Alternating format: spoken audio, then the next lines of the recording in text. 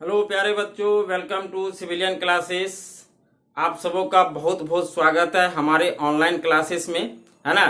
तो आज बच्चों हम लेके आए हैं आपका थर्ड सेमेस्टर के रिगार्डिंग जो सब्जेक्ट है अप्लाइड मैथमेटिक्स। सबसे पहले तो आपको बहुत बहुत बधाई, आप सब प्रमोट कर दिए गए हो अगले सेमेस्टर में। जो हमारे सेकेंड सेमेस्टर के बच्चे हैं वो प्रमोट हो चुके हैं थर्ड सेमेस्टर में, और जो बच्चे आपका फोर्थ सेमेस्टर के हैं वो प्रमोट हो चुके हैं आपके फिफ्थ सेमेस्टर में। इसमें बहुत सारे बच्चे खुश भी होंगे और बहुत सारे बच्चे नाराज भी होंगे एसवीटी के इस फैसले को। बट इस पैंडेमिक कंडीशन में हमारे पास कोई ऑप्शन नहीं है ना, कि हम लोग ऑफलाइन जो है एग्जाम करा सके। जिस तरह का कंडीशन है अभी बच्चों, उस कंडीशन में आप घर से यदि बाहर निकलते हो, इसका मतलब है आप कहीं न कहीं अपने आप को संकट में डाल ले हो। इसीलिए एसबीटी के द्वारा जो भी फैसला लिया गया है उसको मान करके चलना है, ठीक है। जो बच्चे मान लो ऐसे पास कर जाते हैं कि चलो हमको पढ़ना नहीं पड़ा, हम बिना एग्जाम दिए प्रमोट हो गए,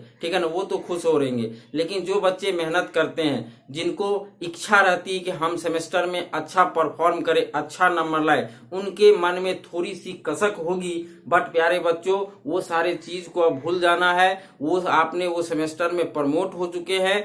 अब सारा का सारा ध्यान आप लगाइए थर्ड सेमेस्टर में, और जो पुराने सेमेस्टर की कसर थी उसको हम थर्ड में दूर कर देना है। तो ठीक है बच्चों, तो मन लगा करके आपको थर्ड सेमेस्टर का तैयारी करना है, ठीक है ना, मन से पढ़ना है। और ये थर्ड सेमेस्टर यानी आप किसमें इन कर गए हो, अपने कोर ब्रांच में, है ना। जैसे मान लो इलेक्ट्रिकल के बच्चे हैं वो अपना इलेक्ट्रिकल ब्रांच के पेपर पढ़ेंगे, जो सिविल के बच्चे हैं वो अपना सिविल ब्रांच के पेपर पढ़ेंगे, और जो मैकेनिकल के बच्चे हैं वो अपना ब्रांच पेपर पढ़ेंगे, ठीक है ना, इस सेमेस्टर में। तो यहाँ से आपका जो होता है वो जर्नी शुरू होता है आपके ब्रांच की तरफ, आप अपने कोर में पहुंच गए हो, ठीक है।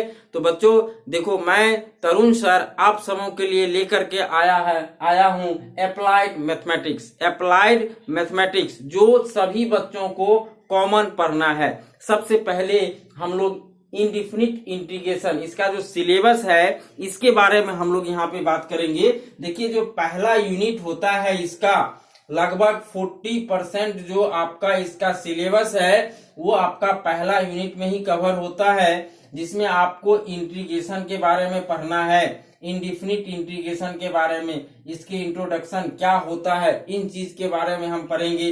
दूसरा है मेथड ऑफ इंटीग्रेशन, है ना, इसमें आपको ट्रांसफॉर्मेशन सिखाएंगे, सब्स्टिट्यूशन सिखाएंगे, उसके बाद इंटीग्रेशन बाय पार्ट सिखाएंगे, इंटीग्रेशन बाय पार्शियल फ्रैक्शन, है ना, उसके बाद सम स्पेशल इंटीग्रेशन, ठीक है बच्चों। उसके बाद देखो आपका इंडिफिनिट के बाद हम लोग को पढ़ना है डिफिनिट इंटीग्रेशन। क्या पढ़ना है?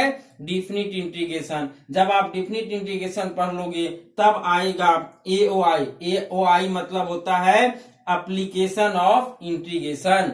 तो हम लोग इसका एप्लीकेशन देखेंगे, तब देखेंगे इसमें हम लोग कैसे किसी कर्व के द्वारा एरिया फाइंड आउट होता है, किसी कर्व के द्वारा जो बाउंडेड रीजन होता है उसका एरिया हम लोग कैसे फाइंड आउट करेंगे, इन चीज को हम लोग यहाँ पे पढ़ेंगे, ठीक है ना। और आपका जो सेकेंड यूनिट शुरू होता है बच्चों, तो ये जो है आपका ये पहला यूनिट होता है, यहाँ से यहाँ तक ये होता है आपका यूनिट फर्स्ट, है ना। और दूसरा यूनिट होता है आपका बच्चों डिफरेंशियल इक्वेशन, है ना, डिफरेंशियल इक्वेशन। डिफरेंशियल इक्वेशन के बारे में हम यहाँ पे स्टडी करेंगे। और आपका जो एक लास्ट यूनिट होता है न्यूमेरिकल मेथड, जो कि सभी ब्रांच के बच्चों को पढ़ना है ना। तो ये आपने सेकंड सेमेस्टर में भी पढ़ा होगा और आपको यहाँ थर्ड सेमेस्टर में भी पढ़ना है, ठीक है ना, ये न्यूमेरिकल मेथड। तो ये जो आपका टॉपिक है, ये जो 3 यूनिट है आपका, ये सभी टॉपिक आपको कॉमन टू ऑल ब्रांच, कहने का मतलब है जितने भी ब्रांच के आपके बच्चे, जो भी आपका का ब्रांच है, वो सभी को आपका ये कॉमन टॉपिक बच्चों पढ़ना है। उसके बाद अब देखिए कुछ टॉपिक जो पार्टिकुलर ब्रांच के ही बच्चों को पढ़ना है, जैसे कि जो बच्चे आपका इलेक्ट्रिकल के हैं, इलेक्ट्रॉनिक्स के हैं, कंप्यूटर साइंस के हैं, इनको पढ़ना है लैपलास ट्रांसफॉर्मेशन, आपका तीसरा यूनिट, और आपको जो चौथा यूनिट होता है वो होता है आपका फूरियर सीरीज, है ना। मतलब ये 2 यूनिट में डिवाइड किया गया है उन बच्चों के लिए जो इलेक्ट्रिकल, इलेक्ट्रॉनिक्स और कंप्यूटर साइंस के हैं, ठीक है ना। बाकी देखिए आपका ये 2 हो गया किन बच्चों के लिए, जो इलेक्ट्रिकल, इलेक्ट्रॉनिक्स और कंप्यूटर साइंस के हैं।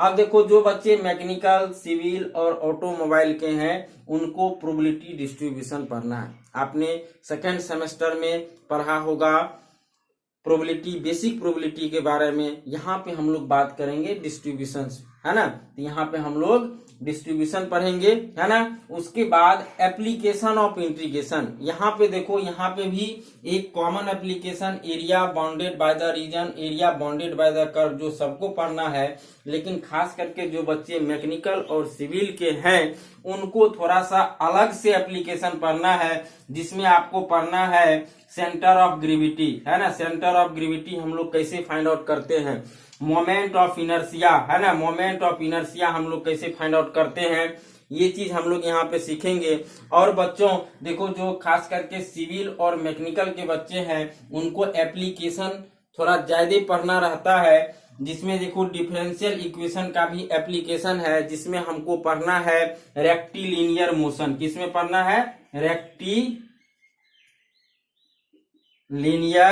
मोशन। और इसी में हम लोग बात करेंगे एसएसएम का, है ना। ये सारे जो है आपका एप्लीकेशन है, जो कि खास करके जो आपका सिविल और मैकेनिकल के बच्चे हैं उनको ये सारे टॉपिक आपको पढ़ना है। तो बच्चों आपको समझ में आ गया होगा कि आपका ओवरऑल सिलेबस क्या है। तो देखो अभी जो ये 3rd सेमेस्टर में मैथमेटिक्स है वो बहुत ही इंपॉर्टेंट है, क्योंकि विदाउट इंटीग्रेशन, विदाउट कैलकुलस का नॉलेज आप कुछ भी नहीं कर सकते हो। अपने ब्रांच पेपर में भी आपको दिक्कतें आएगी। यदि इंजीनियरिंग आप कर रहे हो तो आपको इंटीग्रेशन आना चाहिए, आपको कैलकुलस का अच्छा नॉलेज होना चाहिए, तो ही आप अपने ब्रांच पेपर में भी अच्छा कर सकते हो। आप देखो यहाँ पे जो बच्चे इलेक्ट्रिकल, इलेक्ट्रॉनिक्स, सीएस के होंगे उनको एक टॉपिक ही पढ़ना रहता है अपने ब्रांच में, लैप्लास ट्रांसफॉर्मेशन और फूरियर सीरीज का। तो यहाँ पे मैथमेटिक्स, इसीलिए बच्चों ये जो आपका अप्लाइड मैथमेटिक्स है वो बहुत ही इंपॉर्टेंट आपका सब्जेक्ट होता है फॉर इंजीनियरिंग पर्पस, है ना। यदि आप इंजीनियरिंग में अच्छा करना चाहते हो तो आपको इंटीग्रेशन आना चाहिए, ठीक है ना। तो चलिए बच्चों आज हम लोग स्टार्ट करते हैं इंट्रोडक्शन का। आपका इंटीग्रेशन होता क्या है ना, इस चीज के बारे में हम लोग पढ़ेंगे, ठीक है ना। चलिए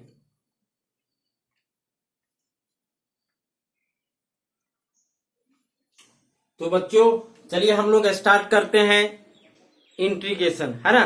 तो सबसे पहले हम लोग बात करेंगे इंटीग्रेशन होता क्या है। चलिए तो इंटीग्रेशन सीखने से पहले देखो इंटीग्रेशन को अच्छी तरह से समझने के लिए आपको डिफरेंशिएशन का कॉन्सेप्ट आना चाहिए। यदि आपने प्रीवियस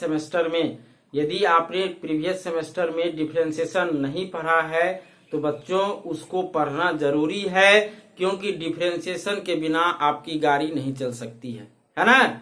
डिफरेंशिएशन में यदि आपको दिक्कत है तो आप इंटीग्रेशन को अच्छी तरीके से नहीं समझ पाओगे, ठीक है ना।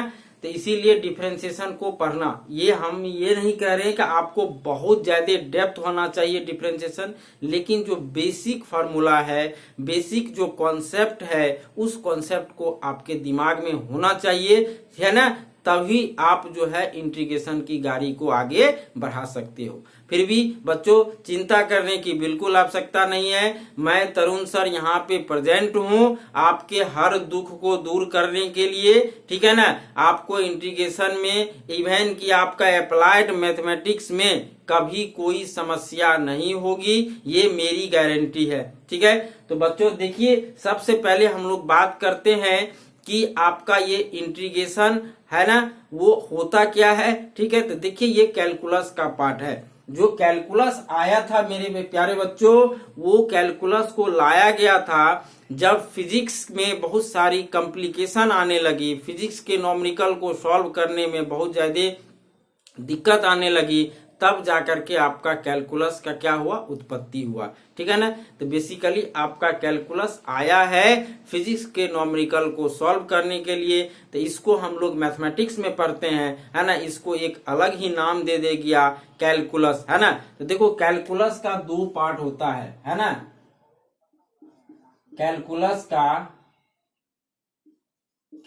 का दो पार्ट होता है प्यारे बच्चों। एक होता है आपका डिफरेंशियल कैलकुलस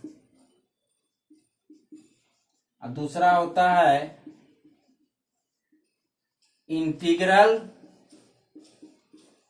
कैलकुलस, है ना जी। तो देखो डिफरेंशियल कैलकुलस में आपने पढ़ा होगा, इसमें आपने पढ़ा होगा फंक्शन के बारे में। क्या पढ़ा होगा, फंक्शन के बारे में। आपने पढ़ा होगा लिमिट के बारे में, आपने पढ़ा होगा डिफरेंशिएशन के बारे में, डिफरेंशिएशन के बारे में। फिर इसका आपने पढ़ा होगा डिफरेंशिएशन हो गया, उसके बाद रेट मीजर, है ना, रेट मीजर। फिर आप पढ़े होंगे टेंजेंट नॉर्मल, है ना, टेंजेंट नॉर्मल। फिर आपने पढ़ा होगा मैक्सिमा मिनिमा, है ना। ये सारे जो मैक्सिमा एंड मिनिमा, ये सारे पार्ट आपको कहाँ पे पढ़ने को मिला होगा प्यारे बच्चों, वो पढ़ा होगा डिफरेंशियल कैलकुलस में, है ना। तो आपने ये सारे यहाँ पे पढ़ा होगा। अब यहीं से आगे का पार्ट शुरू होता है इंटीग्रल कैलकुलस, जिसमें आपको इंटीग्रेशन के बारे में पढ़ना है। डिफिनिट, है ना, इनडिफिनिट, ये हो गया इनडिफिनिट, ये हो जाएगा आपका डिफिनिट इंटीग्रेशन, है ना, इनडिफिनिट हो गया। उसके बाद एप्लीकेशन ऑफ इंटीग्रेशन हो गया। फिर इसमें हम लोग बात करेंगे डिफरेंशियल इक्वेशन का, है ना। ये सारे चीज आपका इंटीग्रल कैलकुलस में पढ़ा जाता है। तो बच्चों आपको डिफरेंशिएशन के बारे में बेसिक नॉलेज होगा, नहीं होगा तो हम यहाँ पे डिस्कस करेंगे। जब भी आपको इंटीग्रेशन में कोई यदि दिक्कत आती है तो हम लोग वहाँ पे बात करेंगे डिफरेंशिएशन का किस तरह के किया जाता है। तो देखो बच्चों, तो डिफरेंशिएशन और इंटीग्रेशन, है ना, दोनों के डिफिनीशन के बारे में हम लोग समझते हैं। देखो डिफरेंशिएशन का मतलब क्या होता है। देखो डिफरेंशिएशन का मतलब होता है कोई भी चीज किस रेट से चेंज हो रहा है ना, किस रेट से चेंज हो रहा है, उसी को क्या रिप्रेजेंट करता है आपका डिफरेंशिएशन। जैसे मान लो हमारे पास कोई एक सर्कल है, सपोज करो आपका ये कोई सर्कल है जिसका रेडियस मान लेते हैं R1। अब क्या करेंगे, हम रेडियस को बढ़ा दिए। अब रेडियस कितना हो गया भाई, R2 हो गया। तो देखो जब चेंज की बात करेंगे तो विथ रिस्पेक्ट टू टाइम के साथ आपका, देखो या मान लो आपका यदि हम रेडियस और एरिया की बात करेंगे तो क्या हो जाएगा आपका dA/dr, है ना। आपने रेट मीजर में बच्चों पढ़ा होगा। ये क्या बतलाता है, ये rate of change of area को बतलाता है विथ रिस्पेक्ट टू रेडियस, है ना। क्लियर है ना बच्चों। जैसे रेडियस चेंज होगा तो इसका एरिया भी बदल जाएगा। रेडियस R1 था तो इसका आपका एरिया क्या होगा, πr1। यदि रेडियस आपका क्या हो गया R2 तो आपका एरिया क्या चेंज हो गया आपका। तो ये जो किस रेट से कोई भी चीज किस रेट से चेंज होता है, इसको क्या कौन रिप्रेजेंट करता है, डिफरेंशिएशन, है ना बच्चों। तो उसी तरीके से बच्चों इंटीग्रेशन जो होता है, डिफरेंशिएशन का मतलब हुआ कि कोई भी चीज आपका किस रेट से चेंज हुआ, है ना, वो रेट को मेजर करता है। लेकिन बच्चों इंटीग्रेशन जो होता है वो कोई भी चीज जो है, कोई भी छोटी छोटी चीज को, कोई भी चीज को आप क्या करते हो, सम कर देते हो। तो आपका इंटीग्रेशन किसको रिप्रेजेंट करेगा, सम को, सम अप, कोई भी समथिंग क्वांटिटी को सम अप करते हो, उसी को रिप्रेजेंट करता है आपका क्या, इंटीग्रेशन, है ना, इंटीग्रेशन। तो चलो बच्चों, तो हम लोग बात करेंगे इंटीग्रेशन के बारे में, ठीक है।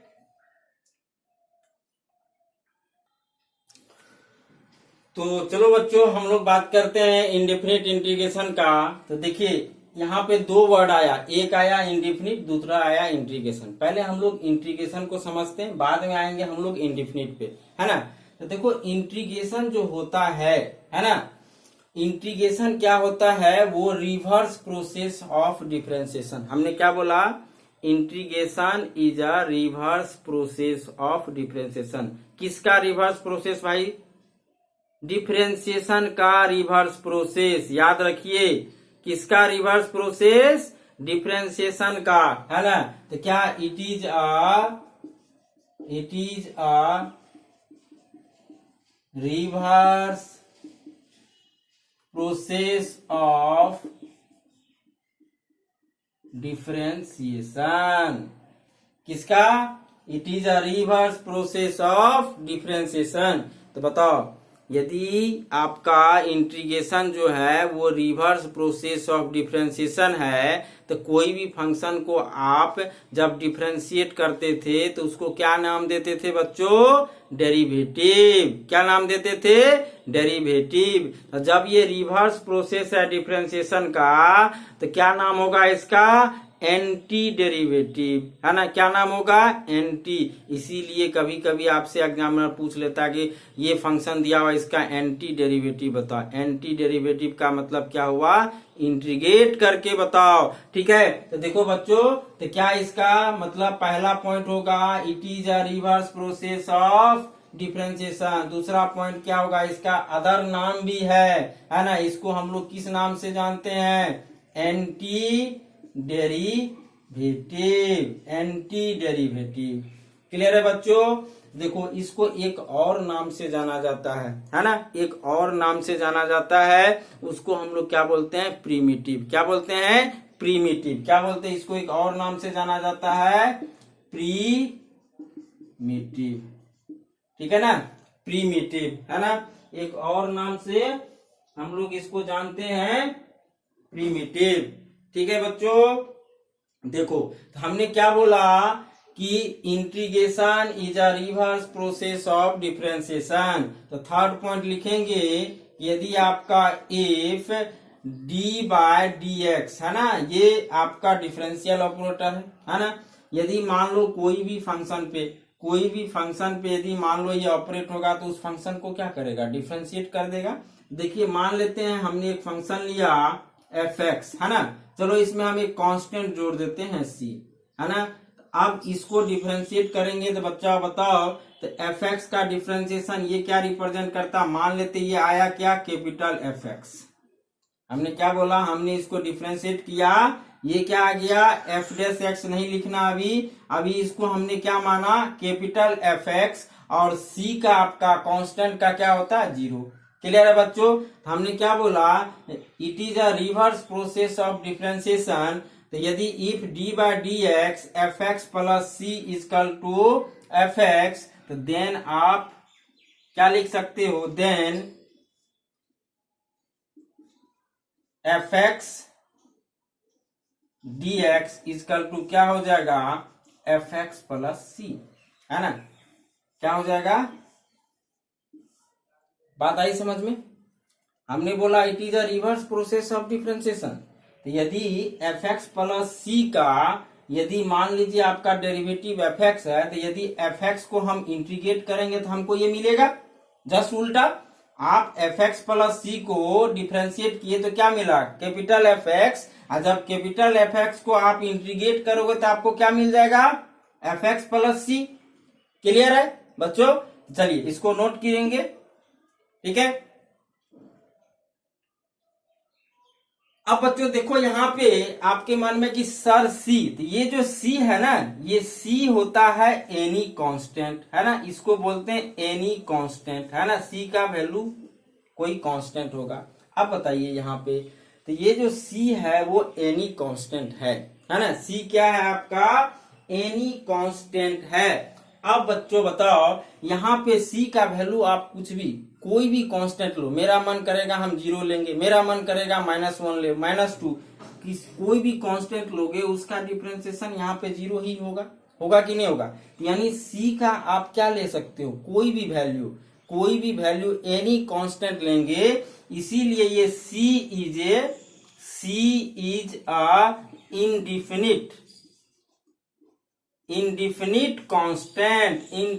कांस्टेंट, है ना।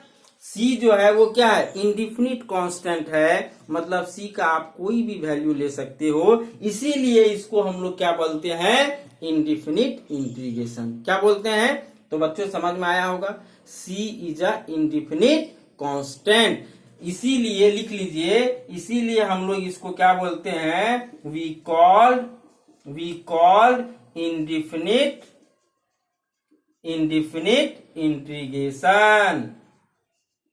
इंटीग्रेशन। आगे बात समझ में, ये दोनों वर्ड का मतलब समझ में आ गया कि इंडिफिनिट इसको क्यों बोला गया, because c is a constant, और इस कांस्टेंट का वैल्यू आप कोई भी ले सकते हो, -2 लो, -3 लो, -5 लो, सबका क्या हो जाएगा, आपका डिफरेंशिएशन 0, इसीलिए यहाँ जो सी आएगा वो कोई भी कांस्टेंट हो जाएगा। देखिए तो ठीक है, इसीलिए हम लोग इसको क्या बोलते हैं, इंडिफिनिट इंटीग्रेशन। ठीक है बच्चों, चलिए अब नेक्स्ट पॉइंट की बात करेंगे हम लोग। ठीक है, तो बच्चों आपके मन में होगा कि सर सी का वैल्यू यहाँ पे बदल रहा है, कभी आप -1, कभी आप -2, -3 ले रहे हो, तो भाई इसको वेरिएबल हम लोग क्यों नहीं बोलेंगे। तो देखिए, तो सी को हम लोग वेरिएबल का मतलब क्या होता है, जैसे एक्स इज ए वेरिएबल, एक ही टाइम पे आपका क्या हो जाएगा, 2 वैल्यू उसका आ सकता है, लेकिन यहाँ जो सी होता है ना, तो देखो सी को बोला गया है आर्बिट्रेरी कांस्टेंट। क्या बोला गया बच्चों, आर्बिट्रेरी कांस्टेंट।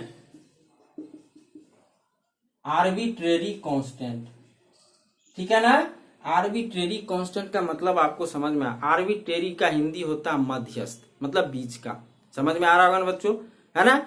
तो देखो आर्बिट्रेरी कांस्टेंट, आप मान लीजिए पार्टिकुलर क्वेश्चन में जो वैल्यू उसका असाइन करेंगे, जैसे सपोज करो कोई क्वेश्चन है, हमने उसमें कांस्टेंट का वैल्यू ले लिया 1, तो 1 फिक्स हो गया।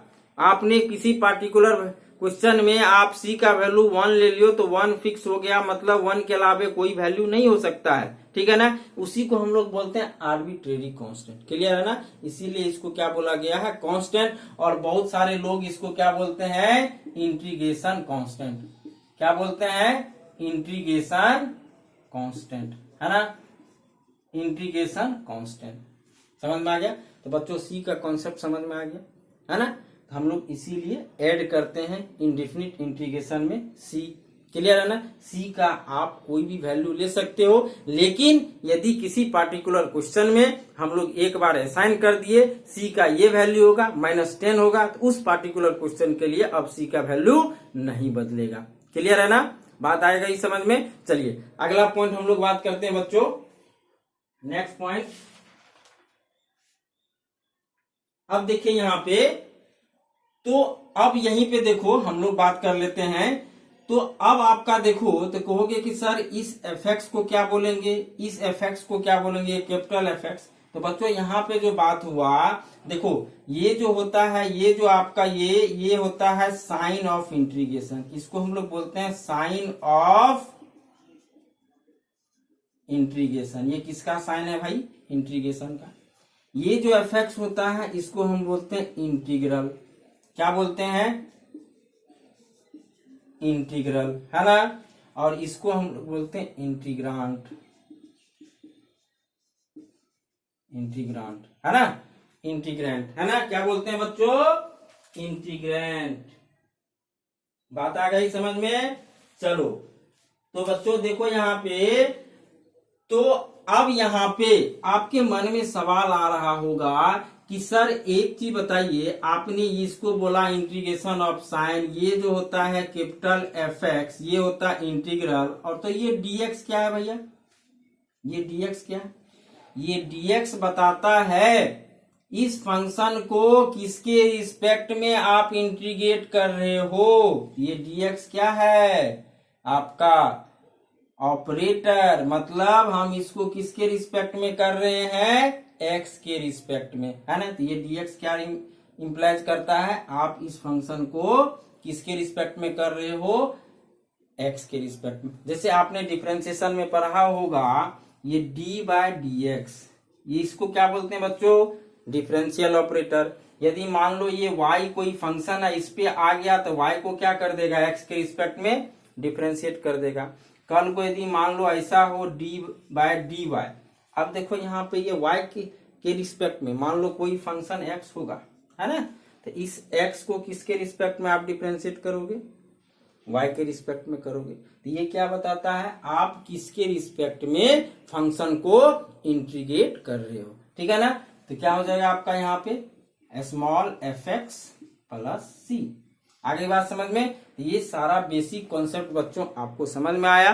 तो आज आपने सीखा कि आपका इंडेफिनिट इंटीग्रेशन क्या होता है, ठीक है ना। तो नेक्स्ट लेक्चर में हम लोग बात करेंगे बच्चों इम्पोर्टेंट जो फार्मूला यूज होता है, क्योंकि उस फार्मूले के बिना आप नहीं बढ़ सकते हो, उसके बारे में हम लोग बात करेंगे। Thank you. तो नेक्स्ट लेक्चर में हम लोग बात करेंगे इंटीग्रेशन कैसे किया जाता है, कौन सा फार्मूला यूज होता है, उन सारी चीजों को सीखेंगे। Thank you.